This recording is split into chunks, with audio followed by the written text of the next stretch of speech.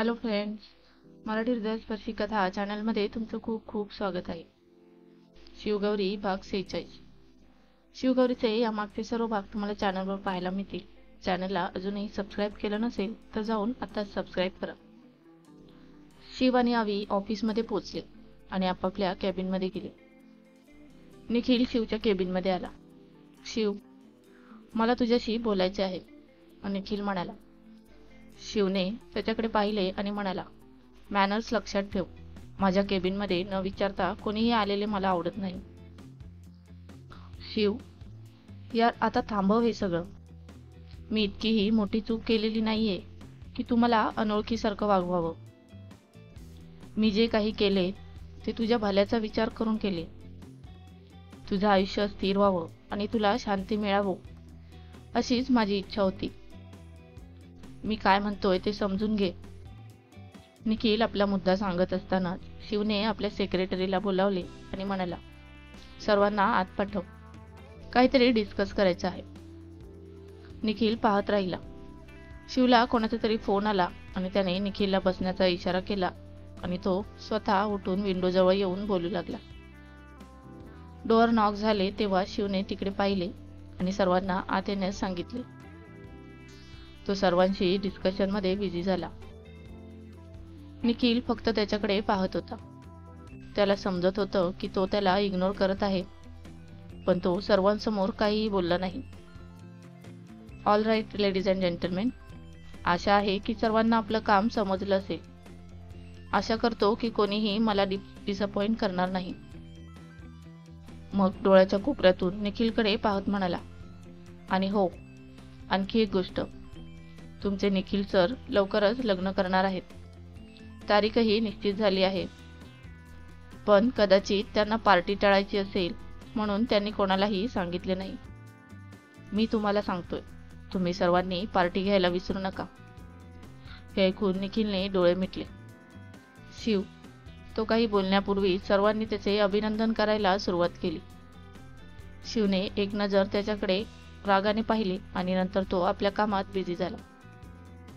सर्वजण निघून गेल्यानंतर निखिलने शिवकडे पाहिले आणि त्याला काहीतरी बोलायचे होते, पण त्याआधीच शिव म्हणाला, तूही निघू शकतोस.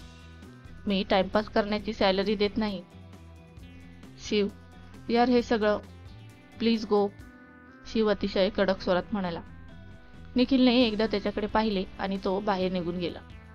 शिवने त्याला जाताना पाहिले आणि आपल्या हातातला कागद उचलून फेकला आणि चेअरला डोकं टेकून बसला. इकडे आवी त्याच्या केबिनमध्ये बसून काही पेपर चेक करत होता. अधूनमधून सकाळचे दृश्य त्याच्या डोळ्यासमोर येत होते.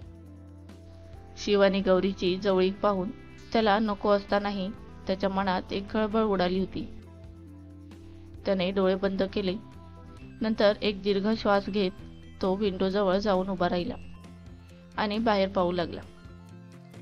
खाली रस्त्यावरून जाणाऱ्या वाहनांचा आवाज त्याच्या कानात पडत होता आणि त्याचवेळी गौरीला भेटतानाचे ते क्षण त्याच्या डोळ्यासमोरून जात होते.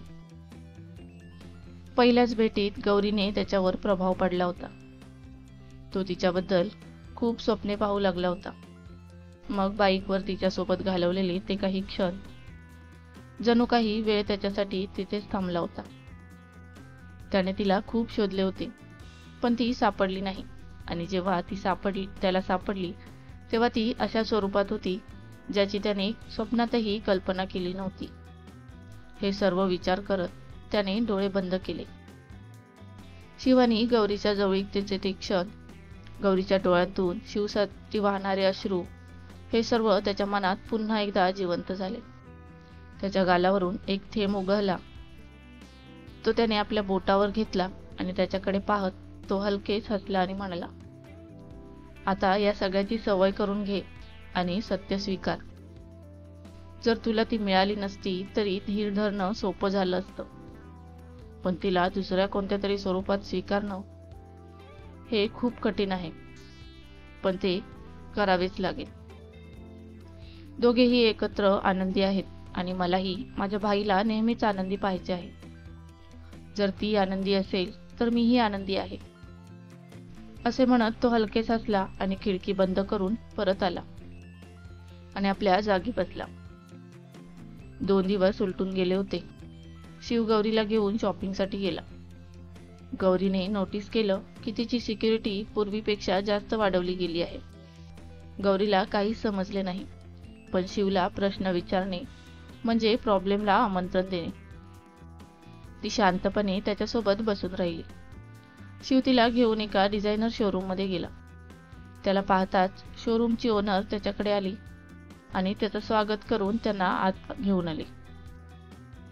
शिवने आधीच सांगितलं होतं, त्यामुळे तिथे कोणीही नव्हते आणि शोरूमची ओनर स्वतः त्याला अटेंड करण्यासाठी थांबली होती. शिवने गौरीची ओळख करून दिली आणि तिला चांगले ड्रेसेस दाखवायला सांगितले. त्याच्या सांगण्यानुसार तिने गौरीसाठी काही ड्रेस काढले आणि ते तिला दाखवले. गौरीच्या आधीच शिवला काहीतरी आवडले आणि त्याने ते तिला दिले आणि ट्राय करायला सांगितले. गौरीने एकदा त्याच्याकडे पाहिले आणि नंतर ड्रेस घेऊन चेंजिंग रूमकडे निघाली. ती दार बंद करणारच होती तेवढ्यात कोणीतरी दारावर हात ठेवला. गौरीने तिच्याकडे आश्चर्याने पाहिले. तिच्यासमोर ब्लॅक जीन्स आणि टॉप घातलेली 24 ते 25 वर्षाची मुलगी उभी होती. गौरीने आश्चर्याने तिच्याकडे पाहिले आणि म्हणाली, "येस, सरांनी मला तुमच्यासोबत थांबायला सांगितले आहे, तुमच्या सिक्युरिटीसाठी." ती शिवकडे बोट दाखवत म्हणाली. गौरीने शिवकडे पाहिले तेव्हा त्याने डोळ्यांनी तिला आत घेऊन जाण्याचा इशारा केला. गौरीला राग तर येत होता, पण ती काहीच बोलली नाही आणि आत गेली. विचित्र आयुष्य आहे. आता फक्त हेच बाकी राहिलं होतं. सिक्युरिटीच्या नावाखाली श्वासही घ्यायला बंदी घाल, यापेक्षा माणूस मेलेला चांगला. आता सुरक्षा पथक चेंजिंग रूम मध्येही पोचले. अजून माहित नाही ते कुठपर्यंत पोचतील. गौरी स्वतःशीच बडबडत आपले कपडे काढू लागली. Any problem ma'am? मी काही हेल्प करू का? तिला बडबडताना पाहून मुलीने विचारले. गौरी थांबून तिच्याकडे पाहत म्हणाली, "तुला कशासाठी पाठवलं आहे? माझ्या सिक्युरिटीसाठी ना? मग तेच कर. बघ, या बंद गाडीच्या पेटीतून कुठून तरी गोळी बाहेर येईल आणि मी मरेन. मला वाचव." गौरीचे शब्द ऐकून ती आश्चर्याने तिच्याकडे पाहू लागली. "तू अशी काय पाहत आहेस? मागे वळून तिथेच उभी राहा आणि खबरदार जर माझ्याकडे पाहिलं तर. तुझी काही गरज नाहीये, समजलं का?"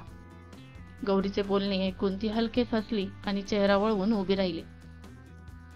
गौरीने एकदा तिच्याकडे पाहिले आणि कपडे बदलू लागली. कपडे बदलून ती बाहेर आली.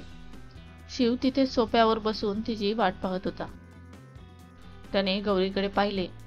तिच्यावर डार्क रेड कलरचा गाऊन खूप छान दिसत होता. शिवने तिच्याकडे नीट पाहिले आणि म्हणाला, "छान दिसतोय. आता दुसरा करून बघ." गौरीने त्याच्याकडे पाहिले आणि आत गेली. जे काही ड्रेस शिवने चूज केले होते ते सर्व ड्रेस तिने एक एक करून ट्राय केले. मनातल्या मनात तिला रागही येत होता, पण तिने आपल्या रागावर कंट्रोल ठेवत त्याच्यासमोर उभी राहायची. मग पुन्हा चेंजिंग रूम मध्ये जाऊन बडबडत आपला राग बाहेर काढायची. तिच्या या वागण्यावर ती मुलगी हसली. "तू का हसतेस?" "सॉरी मॅम, पण तुम्ही बडबडता ते ऐकून मी स्वतःला रोखू शकले नाही. तुमची सरांवर राग व्यक्त करण्याची पद्धत खूप मजेदार आहे." हे ऐकून गौरीही हसली आणि म्हणाली, "मग काय करू? असं कोणी करतं का? म्हणजे सिक्युरिटीच्या नावाखाली कपडे बदलतानाही गार्ड?" "तुम्ही याची दुसरी बाजूही विचारात घ्या मॅम, की त्यांना तुमची किती काळजी आहे. तसंही मी घराबाहेरच अशा प्रकारे पाळत ठेवेन. घरी तुम्ही फ्री आहात." गौरीने तिचं ऐकलं. नंतर तिच्याकडे हलकेसे स्मितहास्य करत पाहून म्हणाली, "तुझं नाव काय आहे?" "काजल." ती हसत म्हणाली, "हा शेवटचा आहे, ट्राय करा. सर वाट पाहत असतील." गौरीने हो म्हणून मान हलवली आणि कपडे बदलायला सुरुवात केली. काळ्या रंगाची साडी आणि ऑफ शोल्डर ब्लाउज. आरशात स्वतःला पाहून ती हलकेच हसली आणि म्हणाली, "चॉईस तर चांगली आहे अकडू पाटील साहेबांची." हे ऐकून काजल हसत म्हणाली, सरांचे नाव खूप युनिक आहे. गौरीने तिच्याकडे पाहिले आणि लाजून हसली. खूप छान दिसत आहे.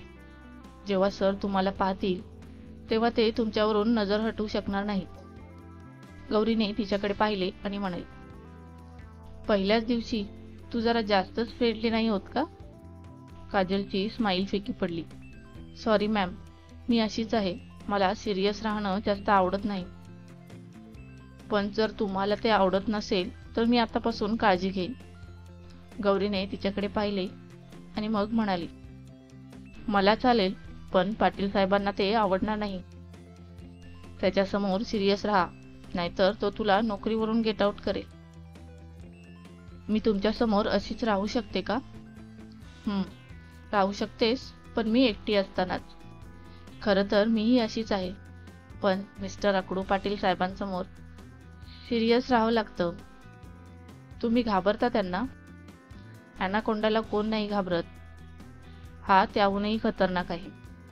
ॲनाकोंडा एखाद्याला गिळण्यासाठी तोंड उघडतो, पण हा फक्त डोळ्यांनीच गप्प बसवतो.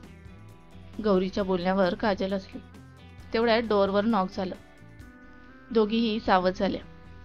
काजलने दार उघडले. इतका वेळ का लागत आहे? शिवने विचारले.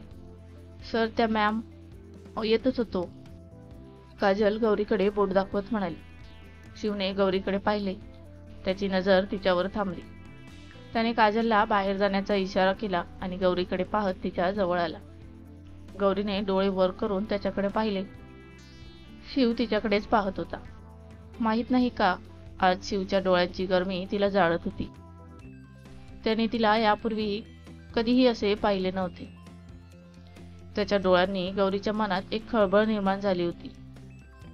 गौरी काही बोलण्यापूर्वीच शिव तिच्या जवळ आला आणि तिच्या खांद्यावर हात ठेवत तिचा चेहरा आरशाकडे वळवला आणि बोटांनी तिचे केस एका बाजूला सरकवले. त्याच्या बोटांचा स्पर्श तिच्या पाठीवर जाणवल्याने गौरी स्तब्ध झाली. ती तिच्या चेहऱ्यावर ते भाव येऊ नयेत म्हणून शक्य तितके प्रयत्न करत होती. शिव तिच्याकडे पाहत म्हणाला, परफेक्ट. पार्टीला हेच घालून ये. गौरीने डोळे उघडले आणि त्याच्यापासून दूर जात म्हणाली, तू बाहेर जा, मी चेंज करून येते. शिवने तिच्याकडे पाहिले. तिच्या चेहऱ्यावर घामाचे थेंब साचले होते. तिच्याकडे एक नजर टाकून तो बाहेर पडला. त्याला जाताना पाहून गौरीने आपल्या छातीवर हात ठेवला आणि एक दीर्घ श्वास घेतला.